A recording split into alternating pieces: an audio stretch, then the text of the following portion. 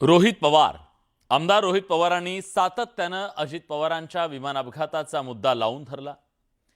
पण आतापर्यंत अजित पवारांच्या कुटुंबातून त्यावर फारसं कोणी बोललं नव्हतं। अखेर अजित पवार यांच्या कुटुंबियांकडून पहिल्यांदाच विमान अपघाताबाबत थेट भूमिका घेण्यात आली आहे। जय पवार यांनी अपघाताच्या चौकशीची मागणी केली आहे। दरम्यान राष्ट्रवादी काँग्रेसचे आमदार अमोल मिटकर यांनी 2 पायलट बेपत्ता असल्याचा मुद्दा उपस्थित केला। त्यामुळे विमान अपघाताचं प्रकरण अजून गूढ वाढलंय।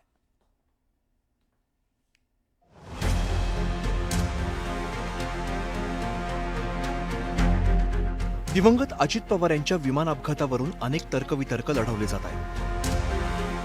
विमान अपघात की घातपात असा अँगलही दिला जातोय। विरोधकांकडून अपघातावर वेगवेगळे आरोप आणि दावे केले जात होते। तर अजित पवारांच्या कुटुंबातील कोणीही आतापर्यंत अपघातावरती शंका उपस्थित केलेली नव्हती।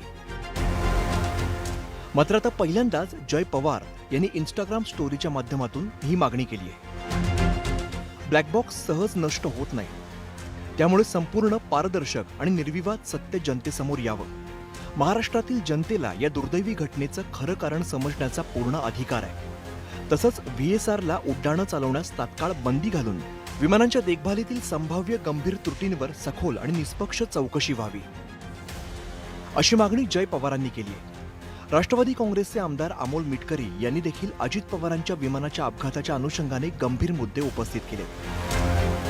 साहिल मदन आणि यश हे 2 पायलट अजून सुद्धा बेपत्ता आहेत। त्यांचं सीसीटीव्ही फुटेज तपासावं, ब्लॅक बॉक्सचा डेटा तपासावा, अशी मागणी मिटकरींनी केली आहे।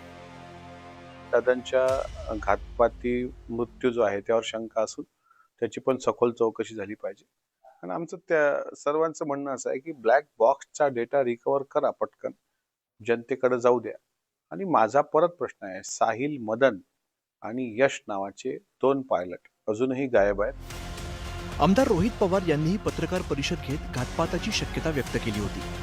त्यानंतर खासदार सुप्रिया सुळे यांनीही सखोल चौकशीची मागणी केली आहे। जयच्याही मनात अनेक दिवस, कारण का जय, पार्थ, वहिनी आणि समस्त पवार कुटुंब आणि दादांवर प्रेम करणारे हजारो नाही लाखो करोडो लोक असे महाराष्ट्रात आहेत, ज्यांना अनेक मनात प्रश्न आहेत, जे अस्वस्थ करणारे। मुख्य पायलट सुमित कपूर याच्यामध्ये हे सगळे आम्ही विषय त्याच्यामध्ये मागितलेले आहेत।